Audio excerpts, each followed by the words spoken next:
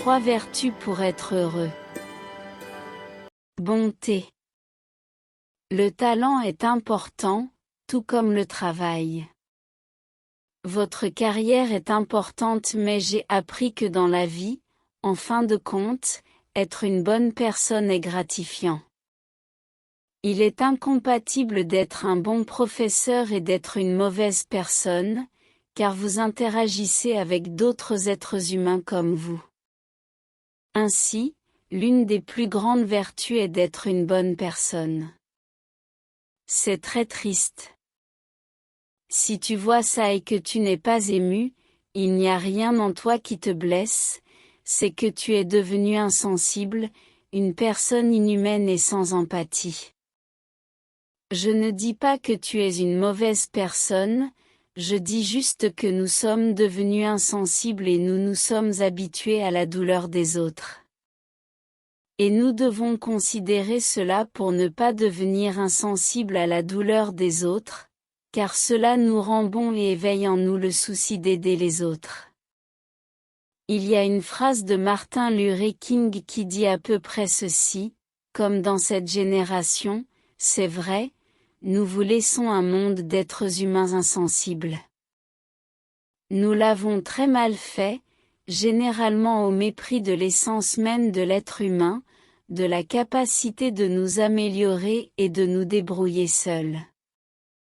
Et tôt ou tard, nous devrons éveiller nos sens et nous repentir, non pas des mots que font les méchants, mais du silence terrifiant des bonnes personnes comme vous, que personne aujourd'hui n'a le temps ni l'attitude d'écouter.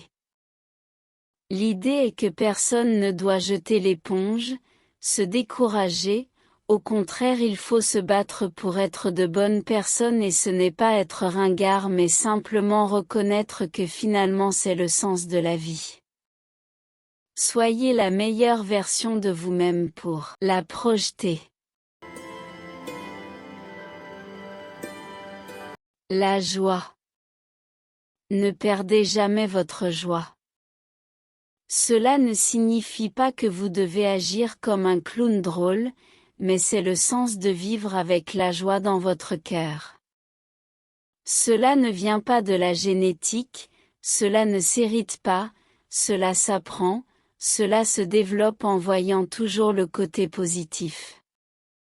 Et quand on est heureux, les relations avec les gens fonctionnent mieux et on se met moins en colère et en chemin, on apprend à mieux gérer ses émotions. Le cerveau prend l'habitude de voir qu'il y a des choses que nous aimons et des choses que nous n'aimons pas et dans les relations personnelles, avec la joie, nous générons moins de conflits. La vie n'est pas facile mais nous devons faire un effort pour être de bonnes personnes et vivre avec joie jusqu'à ce que cela devienne une habitude et que petit à petit vous verrez la vie sous un meilleur angle.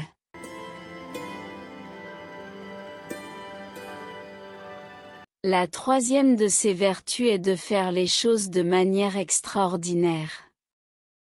Il ne s'agit pas de faire quelque chose d'extraordinaire, de magnifique. Il s'agit de faire ses devoirs, d'étudier, les petites choses ordinaires du quotidien, d'une manière extraordinaire. Voyez la différence entre les gens dotés d'un esprit de grandeur et les gens médiocres.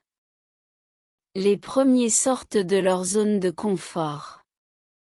Ils sont animés par le désir de faire le meilleur du meilleur. Cependant, la personne médiocre ne fait qu'un petit peu pour y parvenir, à partir de sa faible estime de soi. Cela peut également s'appliquer aux désirs que nous plantons dans notre cerveau.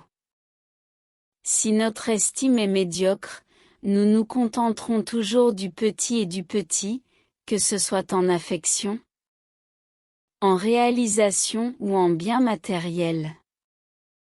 Rappelez-vous ces vertus chaque jour et mettez-les en pratique, car votre vie a de la valeur et vous seul pouvez la rendre extraordinaire, si vous reconnaissez que vous avez de nombreuses capacités que vous pouvez mettre en pratique et devenir habile dans ce domaine.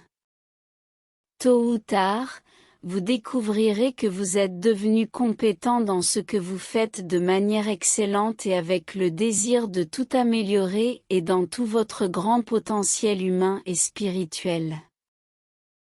Si vous avez aimé cette vidéo, aimez, abonnez-vous et partagez avec vos amis. Merci beaucoup.